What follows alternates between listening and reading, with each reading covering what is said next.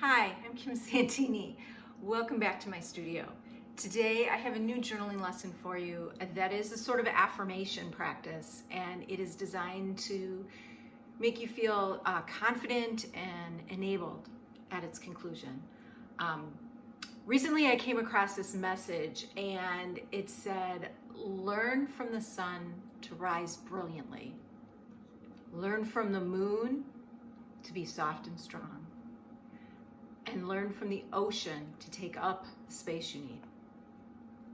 When I read this phrase, it really resonated with me, like so profoundly that I've written it multiple times in my morning pages journal and continued to reflect on it in the last few weeks. And one of the things that I kept asking myself was how I could take this idea and create a journal lesson around it so that I could spend some more time allowing it to steep into my heart. And that's what I'm here with for you today. So grab your journal. I'll show you the materials we need, but I want to invite you to come sit with your book and myself, the sun, the moon, and the ocean for a little journaling session. Settle in. Okay, let me go over some of the materials I'm going to use today. I have my Dina Wakley mixed media journal here. This book is about 10 inches by 15 inches, and today I'm going to work on a page that is going to accept water media. So it's a pretty sturdy page. It shouldn't buckle or change its shape at all when I get it wet, which is important because I want to use watercolors. And so I have a tray here of Pelikan watercolors. You can use any type of watercolor that you wish. I chose this particular tray today because I know that these pans in here are really dense with pigment and they're brightly colored, and that's something that I want to embrace today. You could also, if you don't have watercolor crayons, or a watercolor tray, you could substitute any of these materials with things that you already have on hand. So don't feel like you have to follow along directly with me. I have two different acrylic ink bottles. I have a lighter colored one or a white one, and I have a pink one. You want to have something white or light, like a white crayon or some ink. And then you want to have something darker, like a darker crayon or some sort of ink as well. I have a large plate here. I'm going to use this to mix my watercolors in because I'm also going to be using a large brush, and it'll be a little difficult for me to pull paint from these trays without making a huge mess. So I'm going to mix my colors here on this piece of glass. And then I have two different sized brushes. This is a Chinese brush, and it comes to a really fine point. You're going to want a brush that's a round shape, something similar to this. And then this is just a larger wash brush, and this is going to enable me to cover the page pretty quickly with some water. I also have a little pipette here. This is completely optional. It's been my experience that sometimes the eyedroppers in these bottles don't work, so I have one of these just in case, and a napkin or a paper towel to wipe things up. Off camera, I have some fresh water. And I also have a candle lit. I really love to spend some time lighting a candle and sitting with my book in quiet, just sitting with my book and watching the candle burn for a few moments before I begin working in a journaling session. It adds an element of reverence and sanctity in a way to a process that really is just as beautiful or significant as a special dinner or even a languorous candlelit bath. So I really enjoy lighting a candle when I'm working on my sessions.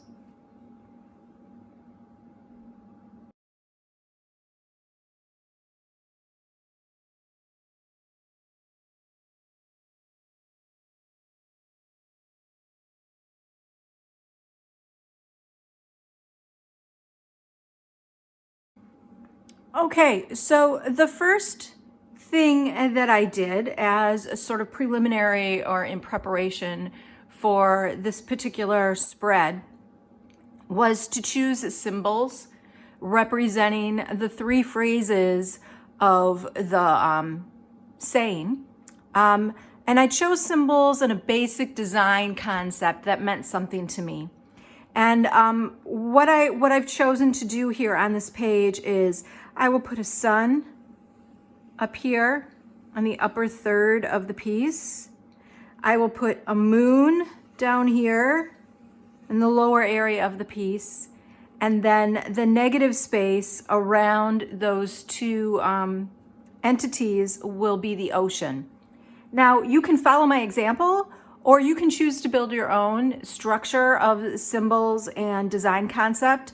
What's most important is that you choose something that is meaningful to you, so that when you look at the page or the design, it's going to help you to recall the actual saying.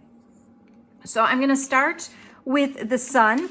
Now, you can, by all means, get a stencil or a template of some sort and trace a circle on your page. But, you know, I'm not going to do that. I want this to sort of show my own hand. And I don't mind if it's imperfect. I actually really prefer it to feel imperfect. So what I'm doing is I'm getting a circle wet, and it's kind of hard to tell. It's kind of hard to tell that. Oh, and I think I've got too much water here. I don't want it to bleed towards the edge because this page is not lying flat. I'll just lift it this way. So because watercolors are water thirsty and they're going to move to where the water is, if I get this wet beforehand, then the puddle of water on the page is going to help the watercolor itself to disperse. So you can see as I paint my sun in here, I'm just gonna put some really bold, beautiful yellow colors down, and I'm sort of using a variety of yellows. I'm pulling from the 3 different yellow trays that I happen to have here. And I'm just going to let those colors move around and bleed into each other. And I'm not completely concerned about it being, I wonder if I put this here, will that help prop that up? I'm not super concerned with it being a perfectly filled circle in any way. I just want the suggestion of a sun, and I'm looking for something here that I may be able to slip under my book to keep this page flat. I should have thought about that before that's not quite flat enough. Let's see. This is probably gonna, oh, see, look, I'm making a whole big mess of things. Oh, well, you know what? It's just journaling and this stuff happens, and I'm not gonna worry about it. I'll lift that water as best I can, and this is life, right? Perfectly imperfect. Isn't that the new phrase? So I'll just sort of smooth this out. It's gonna get the water, it's gonna get blue over it later, so when I do the water.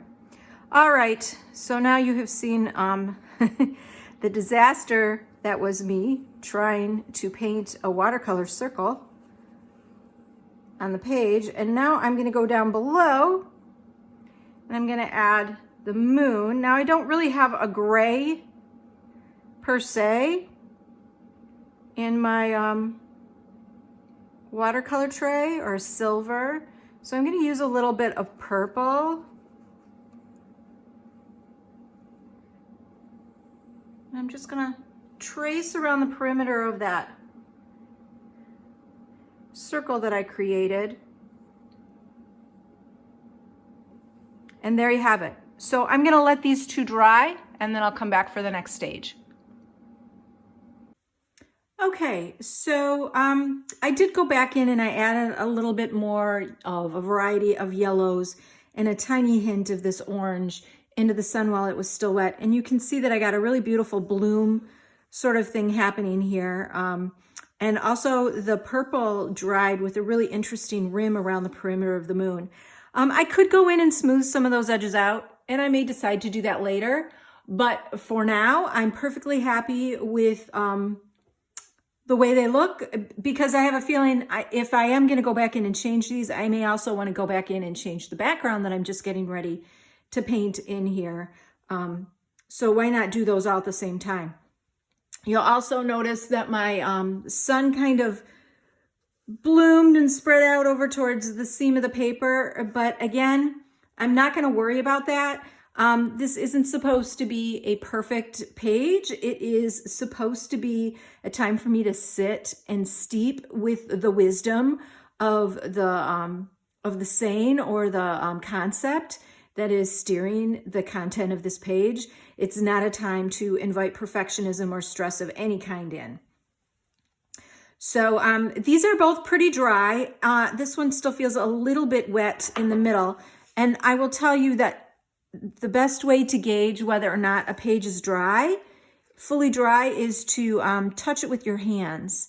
And if it feels cool in any way, if it doesn't feel room temperature, then it still has some water in it.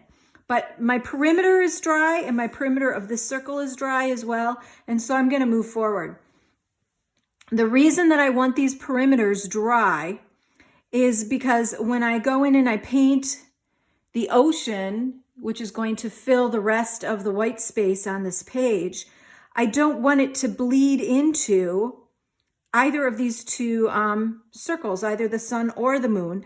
I want it to I want it to sit in its own space, and I want to be able to control whether or not it goes into these areas. And the best way that I can do that is by just getting the page wet and not allowing it to touch another wet edge. And that's where this big brush is coming in. And I also, after painting the sun and the moon, went and got some fresh water. So I have nice clean water. You don't want to wet your page with dirty water because that means there's pigment in it, and that you're actually going to end up staining the page with that pigment. So I'm just kind of starting to get the page wet. And then this is going to take a little bit of two-handedness. Actually, you know what I'm going to do? I'm going to move my paint over to this side. I'm going to move my water here. I'm going to put my paint on my dominant hand side so that I'm not carrying a wet brush across the surface. And I'm going to just pick up some color, and I'm going to put it on this plate. I'm going to make it nice and wet. Okay, so I have some color here. This brush here is nice and wet already, but I'm going to dip it again, and I'm just going to pick up some of this pigment, and I'm going to start to put it on the page. Now, because this page is already wet, it should start to move around. You see how quickly just that little bit of pigment is gone? So I'm going to go back over here. Actually, maybe I can just do this. There's a good amount of pigment in this brush still. Clearly, I am not a watercolor painter. I absolutely enjoy using my watercolors, but I primarily use them in my journal. So if any of you watching this are actual watercolorists, you may be cringing at my lack of technique. But what I do want to point out is that you don't need stellar technique in any media in order to invite it into your book, right? What's important is that we show up and we make the marks that tell our story.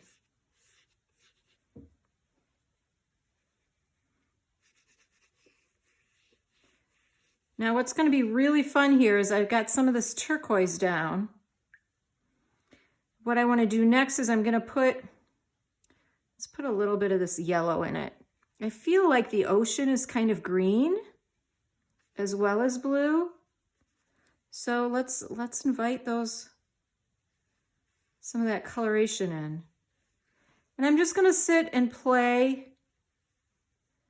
I have a loose brush here. I'm going to sit and play with these colors. I'm going to pick up a different blue. Maybe I don't need that extra plate after all. And I'm just going to dabble some color on, let things move around.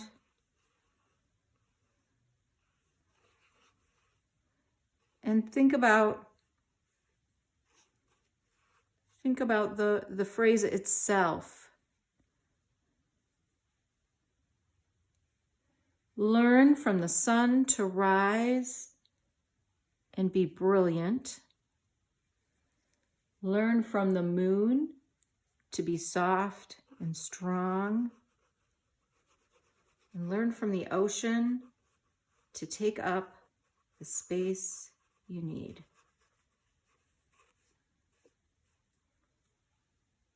How about a tiny bit of that purple right down here?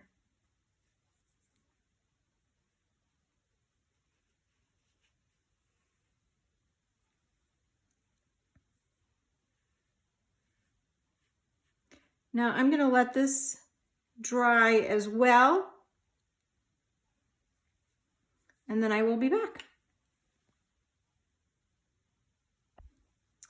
Okay, so we are back, and my page is pretty dry at this point. I'm really delighting in these passages and edges and things where the colors just sort of blend and bleed into each other. There's a really subtle yellow wash underneath the ocean here from that first layer of paint that went into the sun.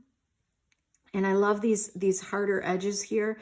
It's really pleasing me, the pure simplicity of the design at this point. Now, you can choose to go in and add more layers of color and really spend some time thinking about what it means to rise brilliantly, or what it might mean to be soft and strong, or even just what it might mean to take up the space that you have or that you need. And one thing that I want to point out is that when I am doing these sorts of pages on my own and not filming them, I really get lost in the reverence of working on the page and sinking into the concept. So I just want to make sure that I mention that so that you know it's okay to sort of lose yourself and settle into this. So what are we going to do next? Well, I'm going to tell you a story about a wishing stone.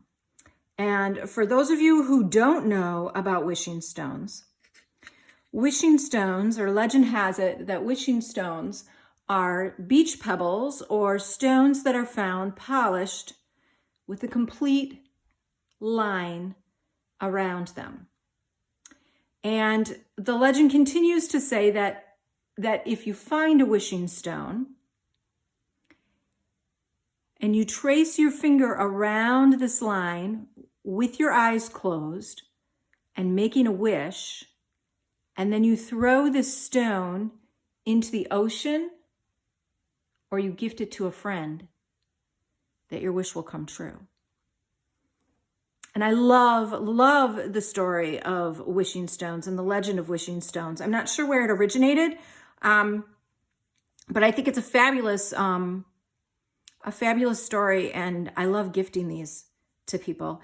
And so what I want to do, essentially the moon and the sun are rocks, right? They're just big giant rocks in the sky. And so I want to turn each of these into a wishing stone. And as I do that, I want to wish for the properties, the nature of being brilliant and rising and being soft and strong. So what I'm going to do is I'm going to take whatever tool I have that is a lighter tool or a white line, because the wishing stone story is that the line is white. So we want to make our line on our two stones here on our page. We want those to be lighter in value. So what I have right here is a bottle of acrylic ink. It's a brand called Amsterdam, and I'm going to shake it up a little bit because this one's got some mica in it, and I want to make sure the mica is dispersed. Now, I have chosen acrylic ink because it's very opaque, and I want it to show up across these areas.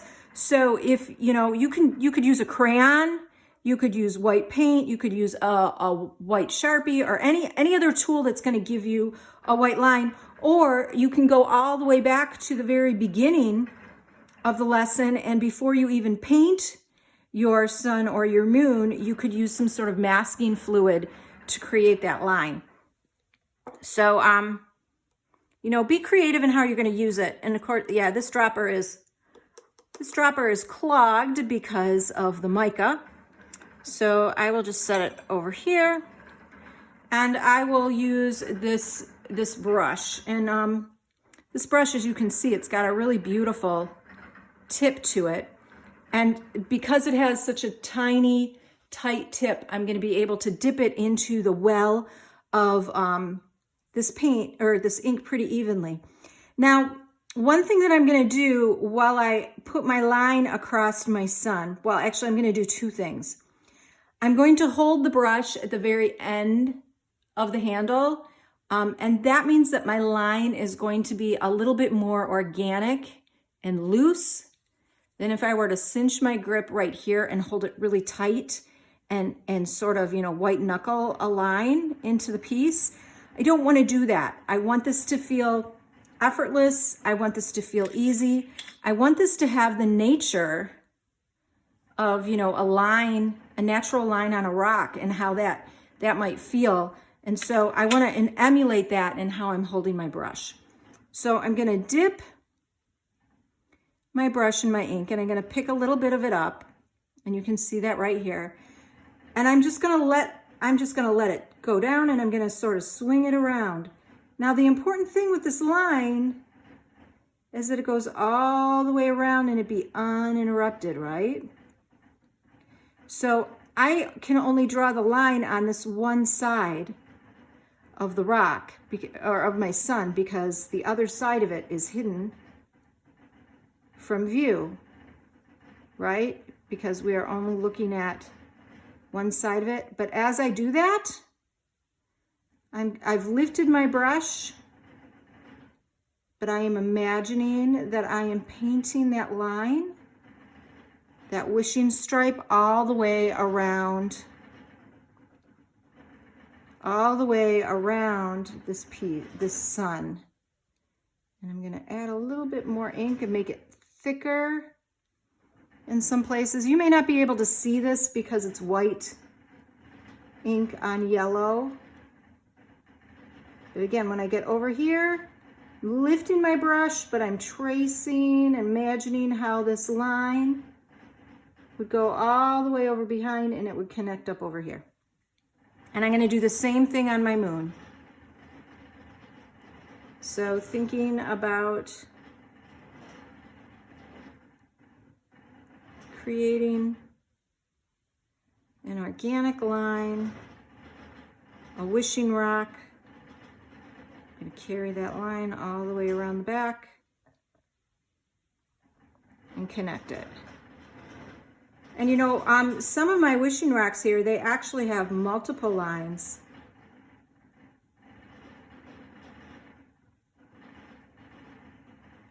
Around them, and the lines on a wishing rock can crisscross as well. They do not have to be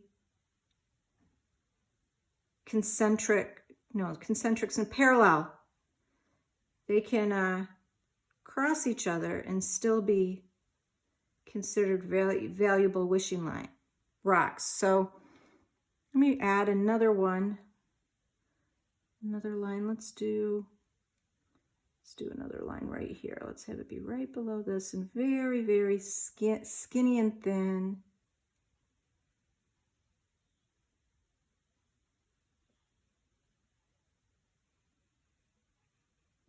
Okay, and your challenge after you finish these lines now is to spend some time visualizing these rocks, these wishing stones that you've just created.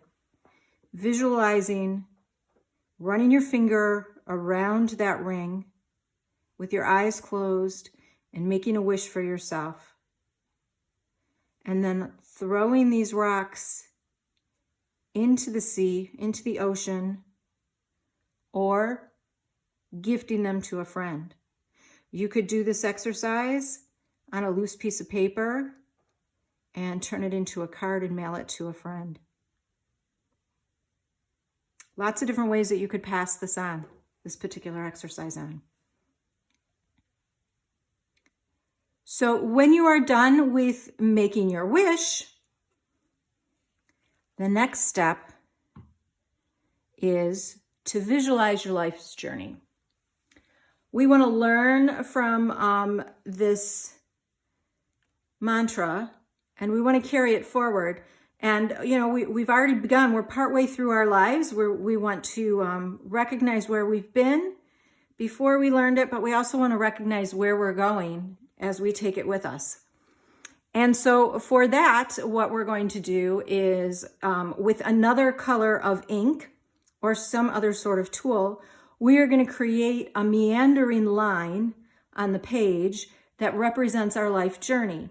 And that line is going to connect our sun, our moon, and the ocean. And what I really want you to do as you are thinking about this line, and I'm going to shake my paint or my ink up because this one also has mica in it. When you are thinking about this line, I want you to think about the journey of life and how there's a wave of emotion and conflict and life experiences that might impact the way a line looks. We're not going to draw a direct line from, point A to point B, but we're going to make it feel organic, and we're going to include all sorts of different elements to it that would represent the variety of experiences that we encounter in life. Oh, and no, this stopper is not blocked. So I'm actually going to draw the line with my stopper, and I filled it with a little bit of ink. And again, just like when I drew the lines on the wishing rocks or the wishing stones, I'm gonna try to do this with as little control as possible. I'm just gonna let it happen. So let's start down here, and I'm just gonna touch the page. Now, because this is an eyedropper, I can control, or I can squeeze more product out if I want to, just by squeezing the end. I'm squeezing it right now. You can see that. But I can also drag it, and it sort of disperses on its own. So I'm wandering, creating this line work. And if your line skips or disappears in places, that's okay. It does not have to be a continual line like what we created for the wishing stones.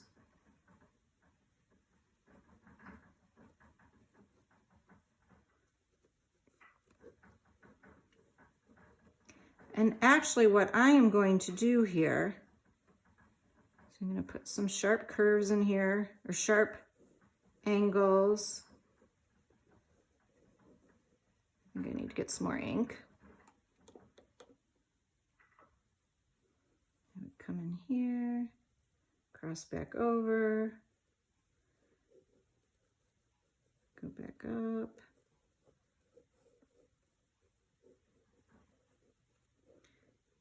Because I happen to believe that life is circular, right? Ashes to ashes, dust to dust. Then I'm going to conclude my line. I'm going to go back to where I came from and close this so that it's one big circle representing my journey.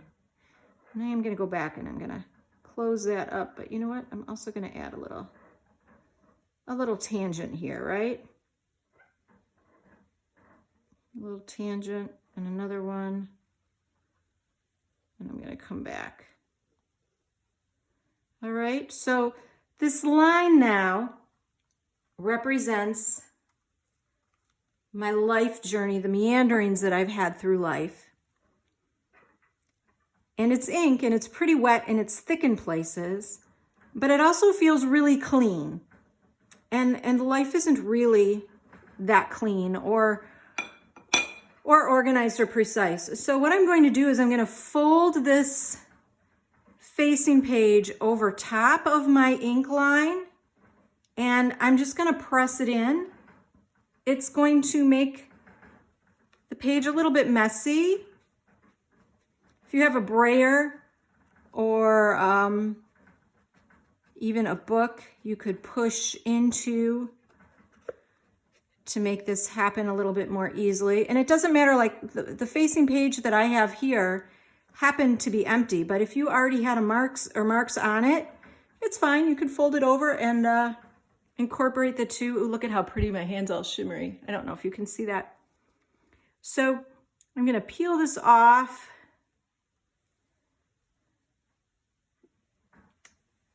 And now what's happened is that line has gotten a little bit messier in places. And I feel like it's really, really changed. It has somehow shifted to reflect the lack of control that we really have over our lives, sort of a bit of a surrender. And what I love over here is the mirror of my life's journey, which is almost like a butterfly effect, or the ripples of the choices I've made in my life. They're still here in another realm or space in a way. And I appreciate that. So you can leave your page as it is here. You could choose to go back into it. You could add the text or some sort of lettering. You could do some journaling or writing over top of it in any sort of tool. You know, get imaginative, feel or ask, sit with yourself and ask what it is you need for closure on this particular idea, and then add it in. Remember, your page doesn't have to look like mine. Your page is supposed to look like your own work. And you can even choose to go back in here with some more color, watercolor paint, and push and pull, add some edges, add some other elements, and make it your own.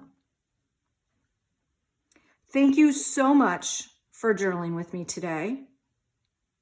I love preparing these lessons and sessions and getting to bring them to you. And I particularly enjoy hearing from you after you've done them, about the things that you've learned about yourself as well as your tools. So enjoy the session with the sun, the moon, the ocean, and yourself. Thanks for journaling.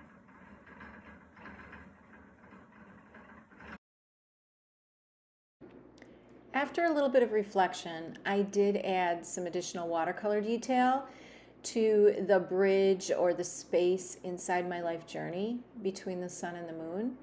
I intentionally tried to paint that transitional area as though it were more ocean-like.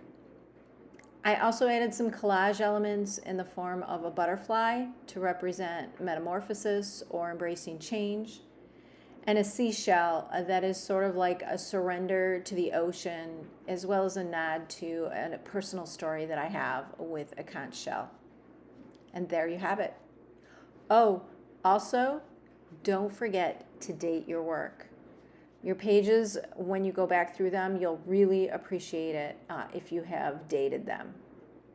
Thanks so much for journaling with me.